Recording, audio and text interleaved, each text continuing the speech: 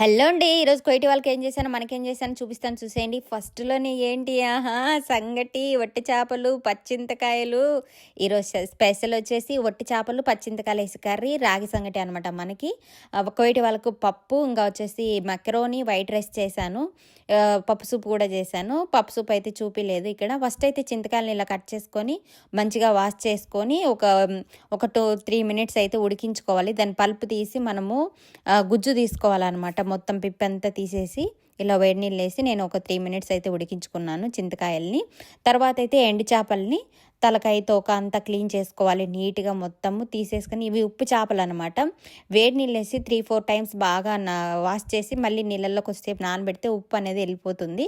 తర్వాత ఒక onion, tomato, ఇంకా వచ్చేసి చూడండి చింతకాయ ఉడకబెట్టాం కదా, ఆ పల్పు అంతా తీసి గుజ్జు తీసి పక్కన పెట్టుకున్నాను. తర్వాత పెనంలో ఆయిల్ వేసి జీలకర్ర, మెంతులు, ఆవాలు, కరివేపాకు, ఆనియన్ వేసి అల్లం వెల్లుల్లి పేస్ట్ వేసి బాగా ఫ్రై చేసుకోవాలి. మంచి స్మెల్ వస్తుంది, మంచి అరోమా వస్తుంది. తర్వాత ఎండు చేపలు వేసి అవి కూడా ఈ మసాలాతో పాటు మంచిగా ఫ్రై చేసుకోవాలి. ఎంత మంచి స్మెల్ వస్తుందంటే ఎండు చేపలు ఇష్టపడే వాళ్ళకి సూపర్ అనిపిస్తుంది. తర్వాత పసుపు, టమాటాలు కూడా వేసి బాగా మగ్గించుకోవాలి.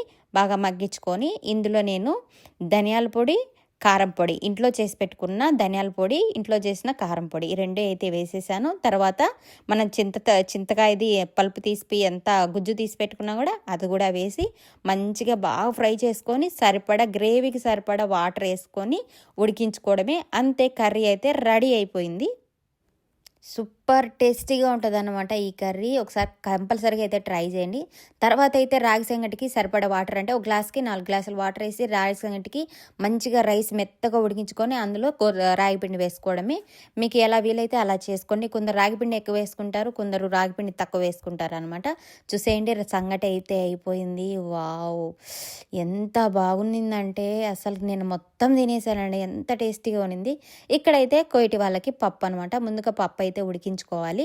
మెత్తగా ఉడికిన తర్వాత కట్ చేసిన ఉల్లగడ్డలు వేసుకొని బాగా 2 ఉడికించుకోవాలి. ఇందులో టమాటా కూడా వేయచ్చు. మా మేడం వాళ్ళు వద్దన్నారు, అందుకే నేను వేయలేదు. తర్వాత అయితే తాలింపు కాయలు వేసి ఆనియన్ వేసి ఒక 2 ఎండునిమ్మకాయలు, కొద్దిగా అల్లం పేస్ట్, టమాటా మాజన్ పేస్ట్ వేసి బాగా ఫ్రై చేసుకొని పప్పులో తాలింపు వేసేసుకోవాలి.